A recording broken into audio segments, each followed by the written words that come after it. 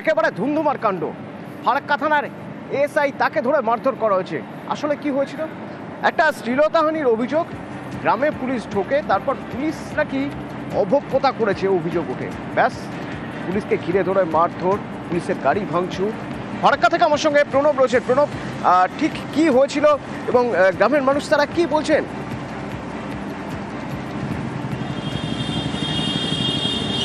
দেখো, একটা ছোট শিশু তিলিডাঙ্গা, ফরাক্কা তিলিডাঙ্গা গ্রামে তার মামার বাড়িতে বেড়াতে এসেছিল। সেই সময় এক যুবক তার গায়ে হাত দেয় বলে অভিযোগ।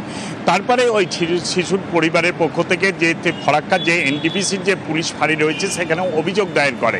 এরপরে পুলিশে ওই ফাঁড়ির যে ইনচার্জ উজ্জ্বল ঘোষ, তারই নেতৃত্বে একটি পুলিশ বাহিনী তদন্তে যায় এবং ওই যুবকের অভিযুক্ত ওই যুবকের কে না পেয়ে তার বাবাকে ধরে আনার চেষ্টা করে। সেই সময় এলাকাবাসীরা বাধা দেয়। তখন এই উজ্জ্বলবাবু মহিলাদের গায়ে হাত দেয় বলে অভিযোগ এবং এরপরে কিন্তু পুলিশের ওপর চড়াও হয় গ্রামবাসীরা এবং পুলিশকেও মারধর করে। এবং তাদের অভিযোগ যে এই এএসআই যে উজ্জ্বল ঘোষ, তিনি মদ্যপ অবস্থায় ছিলেন এবং তিনি মহিলাদের গায়ে হাত দেন এবং মহিলাদের হাত ধরে টানাটানি করেন বলে অভিযোগ। তারপরে পুলিশের গাড়ি ভাঙচুর করা হয়, পুলিশকে মারধর করে এবং তারপরে ফরাক্কা থেকে বিশাল পুলিশ বাহিনী গিয়ে কোনো রকমে উদ্ধার করে নিয়ে আসে। গোটা গ্রাম কিন্তু একদম ফুঁসছে এবং তাদের অভিযুক্ত ওই এএসআই তার যেন চরম শাস্তি হয়, কারণ বেশ কয়েকজন মহিলাকে বেধড়কভাবে মারধর করেছে এবং তারা আহত হয়েছে এবং তাদের গায়েও হাত দেওয়া হয়েছে এবং কোনো রকম লেডিস কনস্টেবল কিন্তু ছিল না তাদের সঙ্গে। এরপরে কিন্তু তারা বিক্ষোভও দেখান।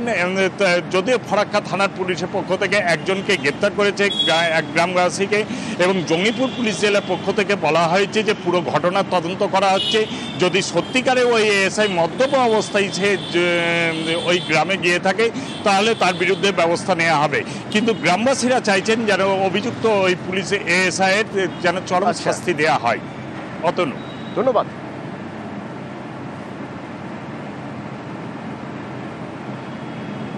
আর এদিকে আক্রান্ত আবার নেতাজি নগর থানার পুলিশ। হাসপাতালে যখন যায়, সেখানে হাসপাতালে জয়ন্ত ঘোষ তাকে যখন ধরতে যাওয়া হয় তখন সার্জিক্যাল সিজার নিয়ে তার উপর হামলা করা হয় বলে অভিযোগ।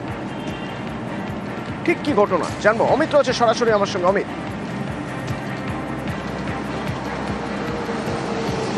দেখো, নেতাজিনগর থানা এলাকার অন্তর্গত 4 নম্বর বিদ্যাসাগর কলোনির বাসিন্দা, পেশায় আইনজীবী দীপায়ন ঘোষ, তার বাড়ির সামনে গতকাল রাত্রি 11:30 থেকে 12টার মধ্যে তাকে আগ্নেয়াস্ত্র দেখিয়ে হুমকি দেওয়া হয়। তিনি থানায় ফোন করে বিষয়টি অভিযোগ হিসেবে জানান। এরপরই ডিউটি অফিসার যিনি ছিলেন তিনি অন্যান্য পুলিশ কর্মীদেরকে নিয়ে অভিযুক্তদের ধরতে বেরোন এবং বেরোনোর পর রাস্তায় যখন অভিযুক্তদের দেখতে পান সেখানে ধরার চেষ্টা করা হলে সেখানে অভিযুক্তরা পুলিশকে হ্যাকেল করে বা পুলিশকে হেনস্থা করে এবং তারা ওখান থেকে পালিয়ে যান। পরবর্তী সময় পুলিশ যখন জানতে পারেন অভিযুক্তদের মধ্যে মূল অভিযুক্ত যিনি রয়েছে জয়ন্ত ঘোষ এবং তার কয়েকজন অ্যাসোসিয়েট, তারা বাঘাযতীন স্টেট জেনারেল হাসপাতালে গিয়েছেন ট্রিটমেন্ট করানোর জন্য বা চিকিৎসা করানোর জন্য।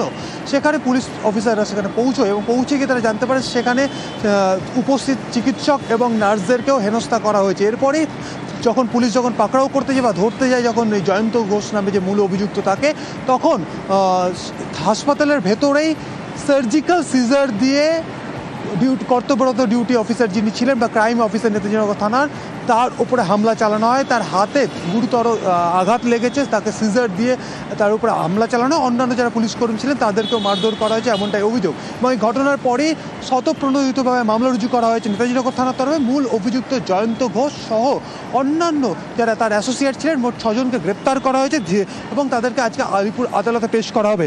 পুলিশ সূত্র থেকে যেটা দাবি করা হচ্ছে যে এই যে 6 জনকে যারা গ্রেপ্তার করা হয়েছে জয়ন্ত ঘোষ সহ, তারা হচ্ছেন রাহুল দে, রাজা মল্লিক, নবীন ঘোষ, সোমনাথ রাউত, সুশান্ত দে, অভি দাস।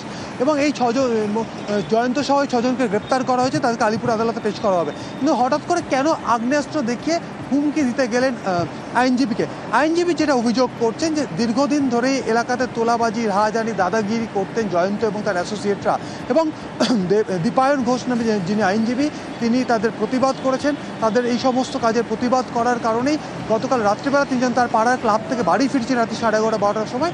সেই সময় ঠিক বাড়ির কাছে একদম বাড়ি ঢোকার আগেই তাকে আগ্নেয়াস্ত্র থেকে হুমকি দেওয়া হয় এবং তিনি তৎক্ষণাৎ নেতাজিনগর থানায় ফোন করেন। নেতাজিনগর থানায় ক্রাইম অফিসার তিনি নিজে ছিলেন সেই সময় ডিউটিতে, তিনি ফোর্স নিয়ে যখন অভিযুক্তদের ধরতে যান, রাস্তাতেই এক পক্ষ বাদানুবাদ ধস্তাধস্তি হয় পুলিশের সাথে অভিযুক্তদের। তারপরে সেখান থেকে তিনজন অভিযুক্তকে প্রথমে আটক করা হয়েছিল। পরবর্তী সময় তারা যখন জানতে পারেন যে বাকি অভিযুক্তরা তারা বিশেষ করে জয়ন্ত 2-3 জনকে নিয়ে বাঘাযতীন হাসপাতালে গিয়েছেন চিকিৎসা করাতে, সেই সময় সেখানে গিয়ে ডাক্তার এবং নার্সদেরকে হেনস্থা করা হচ্ছে এবং সেখানে আউটপোস্ট থেকে নেতাজিনগর থানায় ফোন যায়। নেতাজিনগর থানার পুলিশ সেই সময় ডিউটি অফিসার আবারও বাঘাযতীন হাসপাতালে গেলে তখন তিনি আক্রান্ত হন, এমনটা কিন্তু পুলিশের তরফ এবং পুলিশ স্বতঃপ্রণোদিত মামলা রুজু করেছে। আচ্ছা, ধন্যবাদ। জয়ন্ত পুচকি এবং তার দলবল প্রথমে ফোন করে আমাকে থ্রেট দেয় এবং তারপর আমার বাড়ির সামনে আসে, বন্দুক ঠেকিয়ে বলেছিল তুমি আমার রাস্তা থেকে সরে যাও, তুমি যদি না সরে যাও তাহলে কিন্তু তোমাকে আমরা প্রাণে মেরে ফেলবো। ওরা এখানে অনেক দুষ্কৃতি কাজ করে, যেমন লোকেদের ভয় দেখায়, তোলা তোলে, সাট্টা চালায়, এগুলো আমি প্রতিবাদ করি। এই প্রতিবাদের জেরেই ওর সাথে আমার শত্রুতা। আমি রিটেন কমপ্লেন জমা দিয়েছি থানায় এবং তাতে পুলিশ অ্যারেস্ট করতে গিয়ে পুলিশও আক্রান্ত হয়েছে। এর আগেও একজনকে গুলি চালিয়েছে। আমি ভীত সন্ত্রস্ত আছি, কারণ বাড়ির লোকও বয়স্ক মা বাবা আছে, বউ বাচ্চা আছে, সবাই ভয় পেয়ে গেছে। মধ্য অবস্থায় ট্রিটমেন্ট করতে করতে ওরা পালিয়ে গেছে। পুলিশের সঙ্গে ধসই হয়েছে, তর্ক বিতর্ক হয়েছে, চলে গেছে। ট্রিটমেন্ট করেনি, একজনা করেছে একজনা করেনি।